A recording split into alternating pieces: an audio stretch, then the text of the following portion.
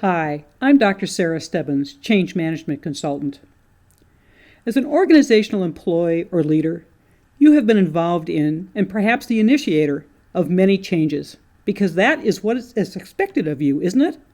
If an organization is going to remain competitive, change is inevitable. I have heard leaders and employees lament that the greatest dilemma with change is sustaining rather than initiating it. Here are 4 strategies you can adopt right now that will help you become a more effective change leader. Strategy 1. Identify your early adopter community. Regardless of the change, the reality is, with all that you have to do, you can't initiate and follow through on a change initiative by yourself. You need to enlist others. Perhaps that is saying the obvious, and yet I am surprised at the number of leaders I have worked with who think that actually managing a change is a key responsibility.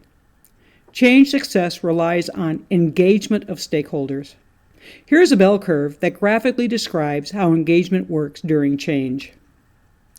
Here are your early adopters. And who are they? Those who are on board with you and say yes without reservation right from the beginning. They can come from anywhere in your organization. Then there are the majority of folks who are the gonna wait and see people. They may or may not get on board. And way over on the end are the cuddly curmudgeons, those who will never accept a change, or any change for that matter. It's important to note that an early adopter for one change may not be for the next. Strategy 2. Recruit your champion for change. Regardless of the magnitude of the change, you must have a champion or sponsor who will help drive the change. Generally speaking, the larger the change, the more likely senior leadership will need to fulfill this role. On a lesser scale, this role can be filled by a division manager, department director, or in some instances, a team leader. But please note, even smaller scale changes will need the support of a senior level leader to lend credibility to the change project. These individuals fulfill a number of functions in a change process, including accountability. They are ultimately responsible for making a success of the project. Authority. They lend their weight to the change, supporting people who are adapting to the change and managing any resistance. Decision-making. They make the key decisions and support change agents over smaller decisions.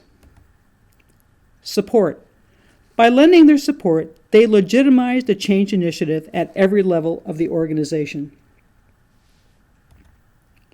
Strategy 3. Identify and leverage informal communication channels. Who are the people who can influence others though they themselves might be outside the change that is occurring? Informal influencers fall into 4 main categories.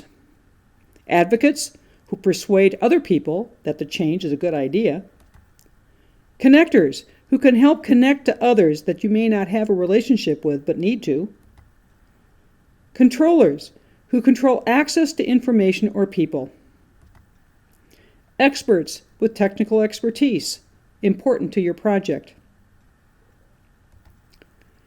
Strategy 4. Properly equip your change agents. Anyone affiliated with a change you are trying to implement must be considered a change agent and therefore needs the right skills and knowledge to perform effectively. Remember, these individuals fulfill a number of roles in the change process: planning and implementing the change initiative, and managing the resistance that is part of any change. Although they don't usually have the power to force through change on their own, change agents can make the difference between success and failure, and therefore need to have a number of tools in their toolkit to bring their influence to bear. These include a good understanding of change management principles and concepts, good planning and project management skills, skills in collecting and using data, knowledge of running meetings and workshops, communications expertise, the ability to manage and deal with uncertainty. Okay, I hear the skepticism. Here's how it works. The CEO of one of my client organizations wanted to adopt a change management structure that would ultimately make his organization more change resilient when large enterprise change initiatives were introduced. By utilizing these strategies, he successfully achieved this goal and has his organization speaking and demonstrating change management attributes and behaviors. The big payoff? Limited reduction in employee productivity during a major change. And here's another example. The leader of a team wanted her team to implement a new technology that would ultimately make team member work easier and increase productivity. Again, these outcomes were achieved by implementing these strategies. So if you have doubts, remember, applying these strategies, regardless of your position in your organization, will make you a change leader. Quite simply, this stuff works.